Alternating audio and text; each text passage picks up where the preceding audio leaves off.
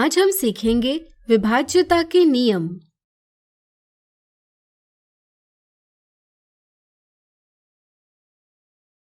हमारे जीवन में कई स्थितियां आती है जब हमें पता करना होता है कि कोई संख्या किसी दूसरी संख्या से विभाजित हो सकती है या नहीं। विभाज्यता के नियमों यानी डिविजिबिलिटी रूल्स से संख्या को विभाजित किए बिना कोई संख्या किसी दूसरी संख्या से विभाजित हो सकती है या नहीं, यह आसानी से पता किया जा सकता है। आइए इन नियमों को जानें। 2 से विभाज्यता यानी डिविजिबिलिटी बाय 2। यदि किसी संख्या का अंतिम अंक 0, 2, 4, 6 या 8 हो तो वह संख्या 2 से विभाज्य यानी डिविजिबल होती है। ऐसा इसलिए क्योंकि जब भी किसी संख्या का अंतिम अंक 0, 2, 4, 6 या 8 होता है तो वह एक सम संख्या होती है और कोई भी सम संख्या 2 से विभाज्य होती है। इसलिए हम कह सकते हैं कि 2 से विभाज्यता के लिए संख्या का अंतिम अंक सम होना चाहिए। 3 से विभाज्यता यानी डिविजिबिलिटी बाय 3। यदि किसी संख्या के सभी अंकों का योग 3 से विभाज्य हो तो वह संख्या 3 से विभाज्य होती है। 4 से विभाज्यता यानी डिविजिबिलिटी बाय 4। यदि किसी संख्या के अंतिम 2 अंकों से बनने वाली संख्या 4 से विभाज्य हो तो वह संख्या 4 से विभाज्य होती है।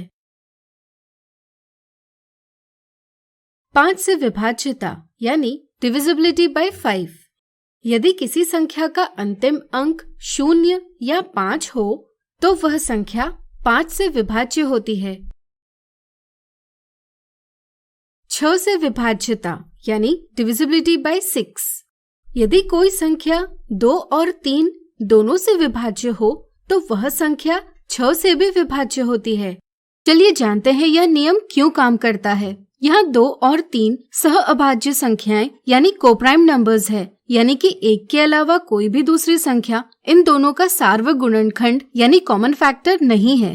अगर 2 सह अभाज्य संख्याएं किसी संख्या को पूरा विभाजित करती है तो इनके गुणन से प्राप्त होने वाली संख्या भी उस संख्या को पूरा विभाजित करती है। संक्षेप में हम कह सकते हैं कि किसी संख्या से विभाज्यता की जांच के लिए हम उसके सह अभाज्य गुणनखंडों से विभाज्यता की जांच करते हैं।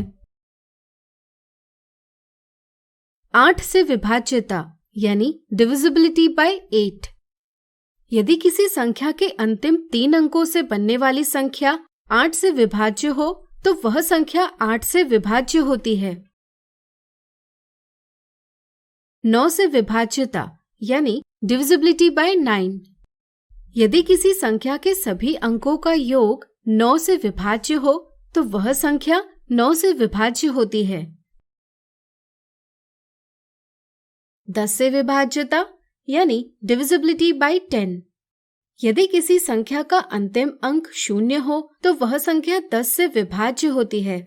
आप इसे ऐसा भी समझ सकते हैं कि 2 और 5 ये दोनों सह अभाज्य संख्याएं संख्या 10 के गुणनखंड है। किसी संख्या के अंत में 0 होने पर वह संख्या 2 से और 5 इन दोनों से विभाज्य है, इसलिए वह संख्या इनके गुणनफल यानी प्रोडक्ट 10 से भी विभाज्य है।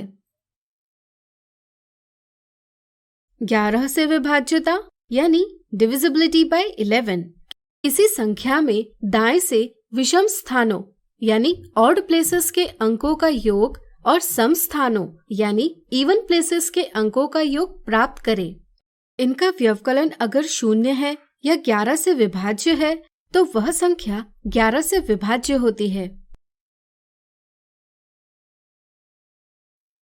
अब चलिए कुछ मजेदार पैटर्न देखें। यहाँ कुछ संख्याएं दी है, क्या इनमें कोई समानता है? सोचिए। चलिए हम बताते हैं। इन सभी संख्याओं का अंतिम अंक सम है, इसलिए ये सभी संख्याएं 2 से विभाज्य है। अगर हम इनके अंतिम 2 अंकों को देखें तो हम पाएंगे कि अंतिम 2 अंकों से बनने वाली संख्याएं 4 से विभाज्य है, यानी कि हम कह सकते हैं कि ये संख्याएं 4 से भी विभाज्य है। इसी तरह अगर हम अंतिम 3 अंकों पर विचार करें तो हम पाएंगे कि अंतिम 3 अंकों से बनने वाली संख्याएं 8 से विभाज्य है, इसलिए दी संख्याएं 8 से भी विभाज्य है। इस तरह से किसी संख्या की 2 से विभाज्यता अंतिम अंक को देखकर, 4 से विभाज्यता अंतिम 2 अंकों को देखकर और 8 से विभाज्यता अंतिम 3 अंकों को देखकर पता की जा सकती है। इस तरह से आज हमने सीखे विभाज्यता के नियम। अगले वीडियो में कुछ उदाहरणों से इन्हें और अच्छे से जानेंगे। आज हम देखेंगे विभाज्यता के नियमों के उदाहरण। एक किसान के पास बेचने के लिए 187 फल है। क्या आप फलों की कम से कम संख्या पता कर सकते हैं जिससे वह इन फलों को समान रूप से बांट पाएगा? उदाहरण से यह पता चलता है कि फलों की कुल संख्या है 187। चूँकि हर थैले में फलों की संख्या समान रखनी है, इसलिए हमें ऐसी छोटी से छोटी संख्या पता करनी है जो 187 को पूरा पूरा भाग दे सके। पता करने के लिए हम विभाज्यता के नियमों यानी डिविजिबिलिटी रूल्स का उपयोग करेंगे। 187 का अंतिम अंक 7 है, जो 0, 2, 4, 6 या 8 इनमें से कोई भी अंक नहीं है। इसलिए 187 यह संख्या 2 से विभाज्य नहीं है। 187 में अंकों का योग है 16। चूंकि संख्या 16 3 से विभाज्य नहीं है, इसलिए 187 भी 3 से विभाज्य नहीं है। 187 के अंतिम 2 अंकों से संख्या 87 बनती है। 87 का 4 से विभाजन करने पर परिणाम संख्या 21 प्राप्त होती है, लेकिन शेष 3 रह जाते हैं। चूंकि 187 के अंतिम 2 अंकों से बनने वाली संख्या 4 से विभाज्य नहीं है, इसलिए 187 भी 4 से विभाज्य नहीं है। 187 का अंतिम अंक न तो 0 है और न ही 5, इसलिए 187 यह संख्या 5 से भी विभाज्य नहीं है। चूंकि 187 यह संख्या न तो 2 से विभाज्य है न ही 3 से, इसलिए 187 यह संख्या 6 से भी विभाज्य नहीं है। 7 से विभाज्यता के लिए हमने कोई नियम नहीं सीखा है, इसलिए 187 से 7 की विभाज्यता की जांच के लिए हमें 187 का 7 से विभाजन करना होगा। विभाजन का परिणाम 26 प्राप्त होता है, लेकिन 5 शेष रह जाते हैं, इसलिए 187 यह संख्या 7 से विभाज्य नहीं है। 187 के अंतिम 3 अंक 187 ही है। 187 को 8 से विभाजन करने पर 23 परिणाम प्राप्त होता है और शेष 3 बचते हैं, यानी कि 187 यह संख्या 8 से भी विभाज्य नहीं है। 187 के सभी अंकों का योग 16 है, जो 9 से विभाज्य नहीं है, इसलिए 187 भी 9 से विभाज्य नहीं है। 187 का अंतिम अंक 0 नहीं है, इसलिए 187 यह संख्या 10 से विभाज्य नहीं है। अब आइए 11 से विभाज्यता की जांच करें। 187 में दाएं से 7 और 1 विषम स्थान यानी ऑड प्लेस पर है और 8 सम स्थान यानी इवन प्लेस पर है। विषम स्थान के अंकों का योग 1 धन 7 बराबर 8 है। इसी तरह सम स्थान के अंकों का योग है 8। चूंकि इनके परिणामों का व्यवकलन 8 ऋण 8 बराबर 0 है, इसलिए 187 यह संख्या 11 से विभाज्य है। इस तरह से हर थैले में कम से कम 11 फल रखे जाने चाहिए। अगला उदाहरण, क्या निम्नलिखित संख्या 6 और 11 से विभाज्य है? 6 से विभाज्यता का नियम हमें बताता है कि कोई संख्या अगर 2 और 3 दोनों से विभाज्य है तो वह 6 से भी विभाज्य होगी। इसलिए पहले हम दी संख्या की 2 और 3 से विभाज्यता की जांच करेंगे। दी संख्या का अंतिम अंक 6 है, जो कि 0, 2, 4, 6 या 8 इनमें से एक है, इसलिए यह संख्या 2 से विभाज्य है। इसी तरह दी संख्या के सभी अंकों का योग है 31। चूंकि 31 यह संख्या 3 से विभाज्य नहीं है, इसलिए दी संख्या भी 3 से विभाज्य नहीं है। दी संख्या भले ही 2 से विभाज्य हो, लेकिन 3 से विभाज्य नहीं है। इस कारण दी संख्या 6 से विभाज्य नहीं है। अब आइए 11 के विभाज्यता की जांच करें। इसके लिए दाएं से विषम स्थान के अंकों का योग करना होगा। विषम स्थान के अंक है 6, 4, 6, 5 और उनका योग है 21। इसी तरह सम स्थान के अंक है 6, 3, 0, 1 और इनका योग है 10। परिणामों का व्यवकलन करने पर हमें 11 यह संख्या प्राप्त होती है जो 11 से विभाज्य है, इसलिए दी संख्या 11 से विभाज्य है। आज हमने देखे विभाज्यता के नियमों के उदाहरण। अगले वीडियो में इनसे जुड़ी कुछ मिथ्या धारणाओं को दूर करेंगे। आज हम देखेंगे विभाज्यता के नियमों से संबंधित मिथ्या धारणाएं और साधारण गलतियां।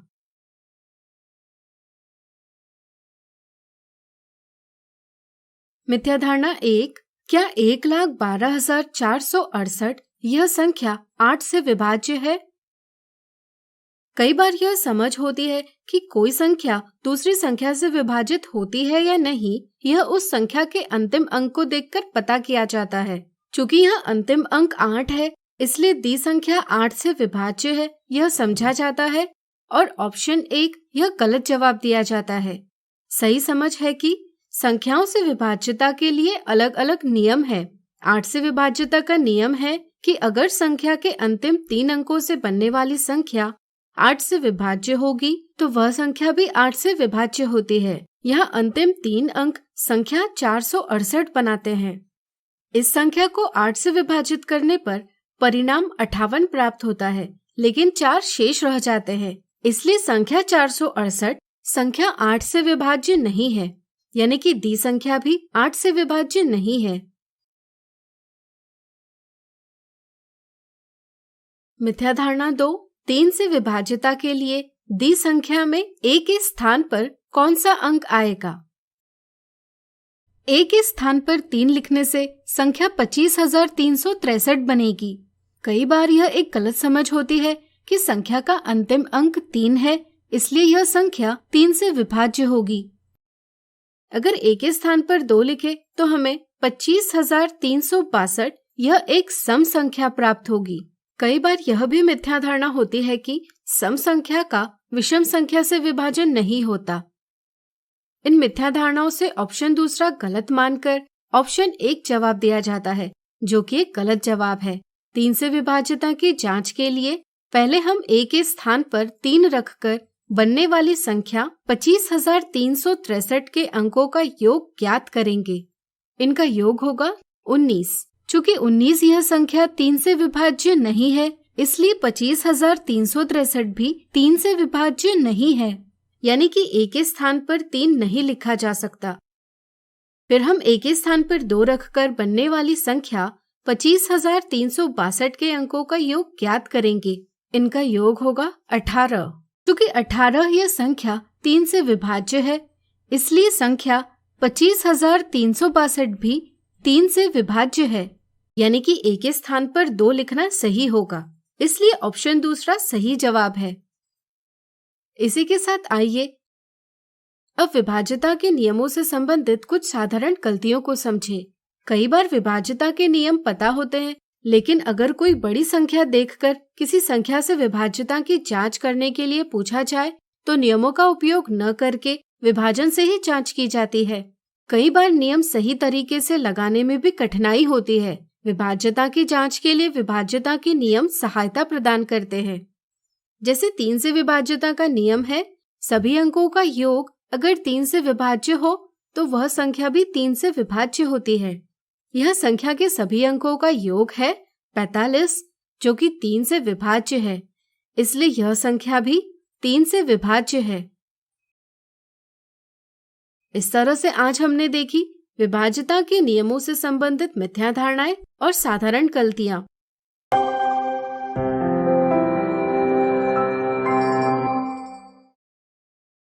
आज हम सीखेंगे अभाज्य गुणनखंडन। हमारे आसपास हम कई सारी वस्तुएं देखते हैं, जैसे तस्वीर का फ्रेम, पानी की बोतल, पेन इत्यादि। हर एक वस्तु अलग अलग हिस्सों से बनी होती है। संख्याओं के संदर्भ में कुछ ऐसा ही है। अगर हम संख्या 6 की बात करें तो यह बनी है 2 और 3 के गुणन से। इसी तरह अगर हम संख्या 10 की बात करें तो यह बनी है 2 और 5 के गुणन से।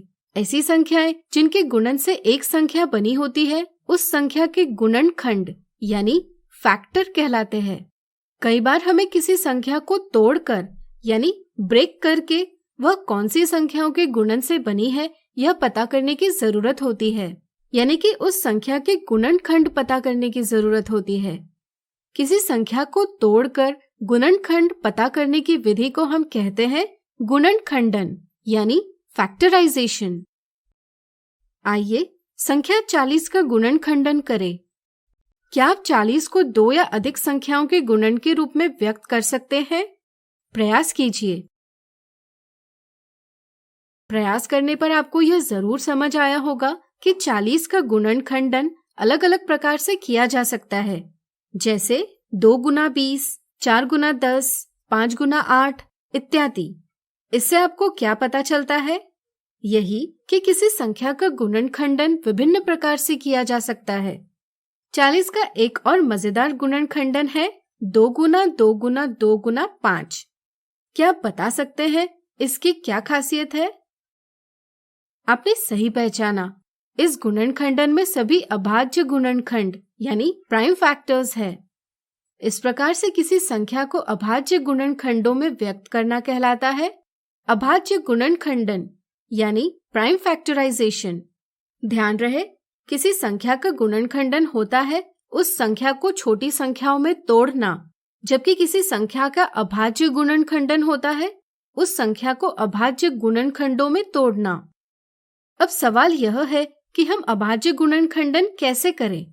आइए यह करने का एक मजेदार तरीका सीखें। मान ले वह संख्या जिसका अभाज्य गुणनखंडन करना है एक वृक्ष है। जिस प्रकार वृक्ष शाखाओं से विभाजित होता है, ठीक इसी तरह हम उस संख्या के लिए गुणनखंडों का ऐसा युग्म यानी पेयर ज्ञात करेंगे जिनका गुणनफल वह संख्या होगी। इसी तरह जिस प्रकार वृक्ष की शाखाएं छोटी शाखाओं में और अंत में पत्तों में विभाजित होती है, ठीक उसी प्रकार हम गुणनखंडों को छोटे गुणनखंडों में व्यक्त करते जाते हैं।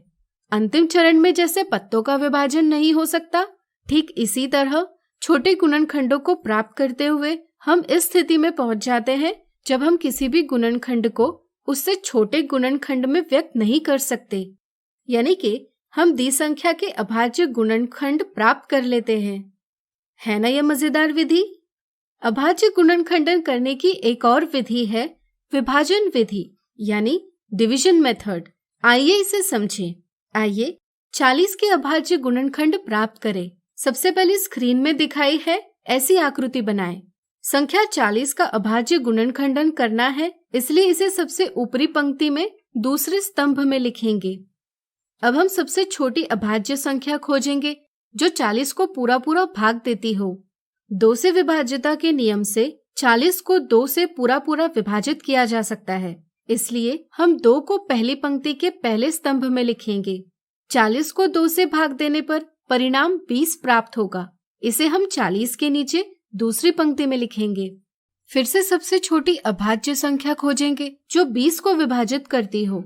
चूंकि 2 से 20 को पूरा पूरा भाग दिया जा सकता है, इसलिए हम दूसरी पंक्ति के पहले स्तंभ में 2 लिखेंगे और 20 विभाजन 2 का भागफल 10 तीसरी पंक्ति में दूसरे स्तंभ में लिखेंगे। इस प्रकार 10 का 2 से विभाजन करेंगे और 5 दूसरे स्तंभ में अगली पंक्ति में लिखेंगे। फिर हम 5 का 5 से विभाजन करेंगे। अंत में हमें 1 यह संख्या प्राप्त होगी। स्तंभ 1 की सभी संख्याएं संख्या 40 की अभाज्य गुणनखंड है, इसलिए हम लिखेंगे 40 बराबर 2 गुना 2 गुना 2 गुना 5। इस तरह से आज हमने सीखा अभाज्य गुणनखंडन। अगले वीडियो में कुछ उदाहरणों से इसे और अच्छे से जानेंगे। आज हम देखेंगे अभाज्य गुणनखंडन के उदाहरण।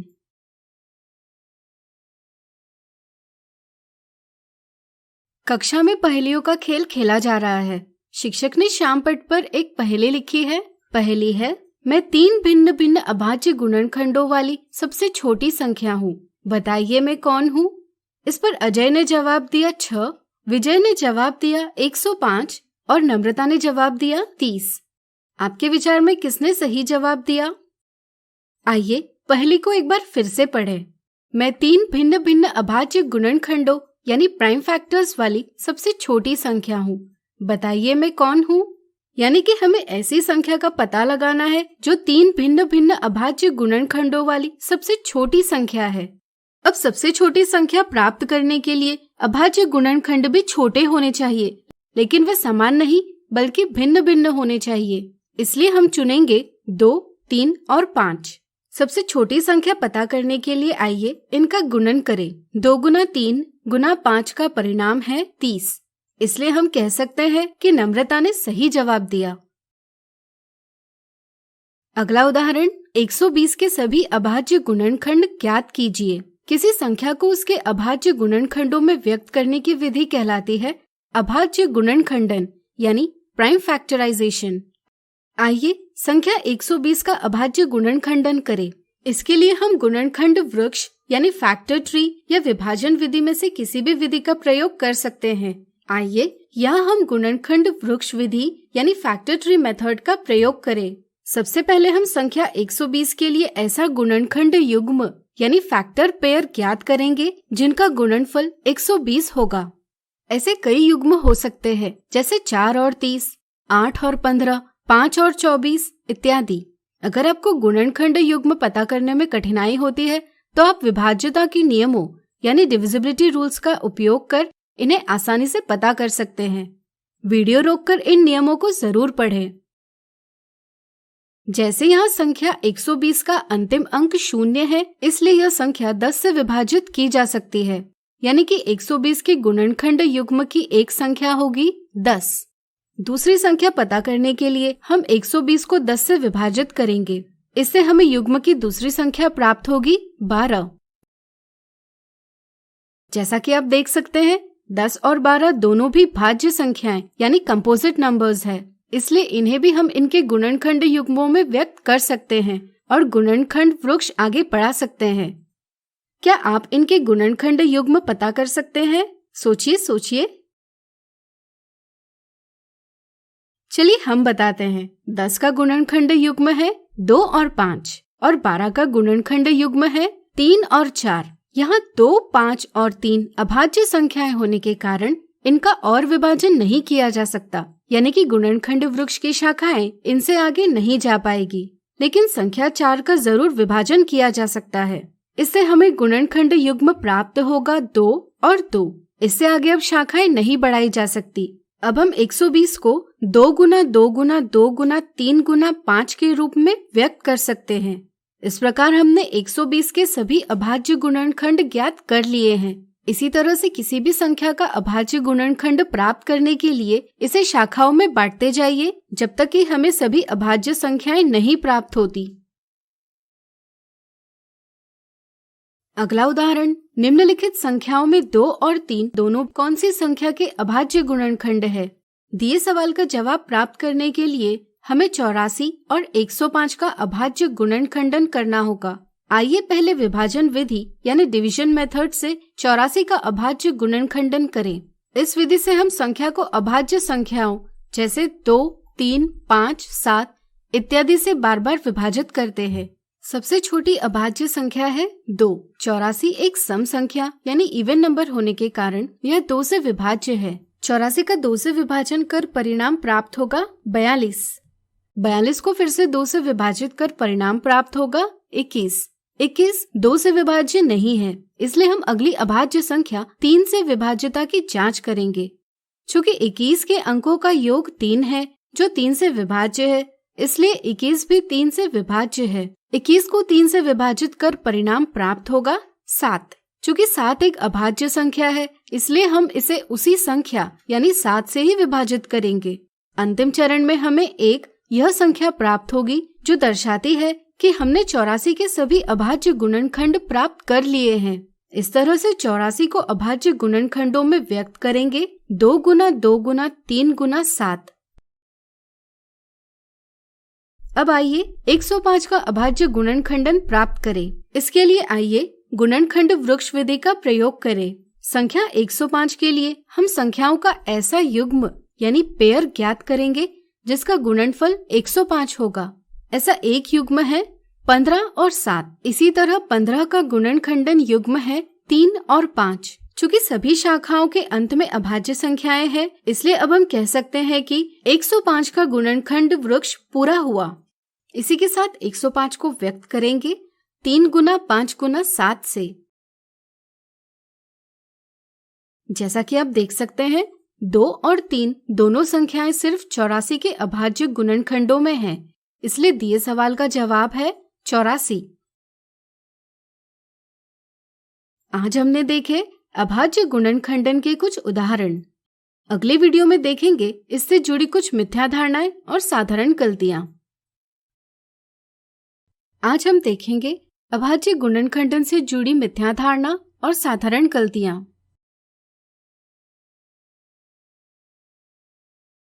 मिथ्या धारणा 1, कौन सा गुणनखंड वृक्ष यानी फैक्टर ट्री 30 का अभाज्य गुणनखंडन यानी प्राइम फैक्टराइजेशन सही प्रकार से व्यक्त करता है।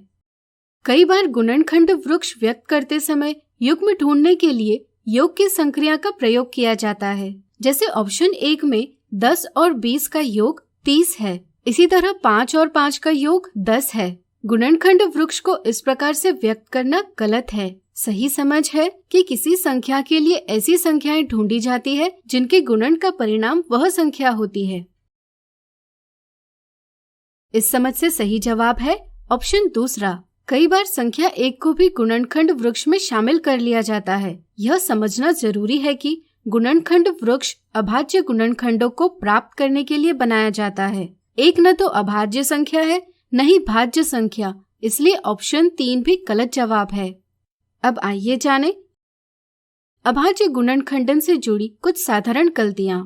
कई बार गुणनखंडन और अभाज्य गुणनखंडन को एक जैसा समझा जाता है। उदाहरण के लिए अगर कहा जाए 18 के अभाज्य गुणनखंड प्राप्त करें तो इसके लिए जवाब दिया जाता है 1, 2, 3, 6, 9 और 18। इसी तरह अगर पूछा जाए 18 के गुणनखंड कौन से हैं, तो इसे प्राप्त करने के लिए 18 का अभाज्य गुणनखंडन किया जाता है और जवाब दिया जाता है 2, 3, 3।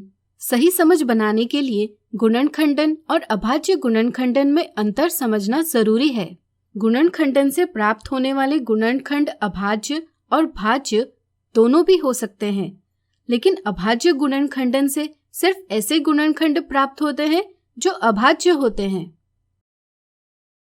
आज हमने देखी अभाज्य गुणनखंडन से जुड़ी मिथ्या धारणा और साधारण गलतियां।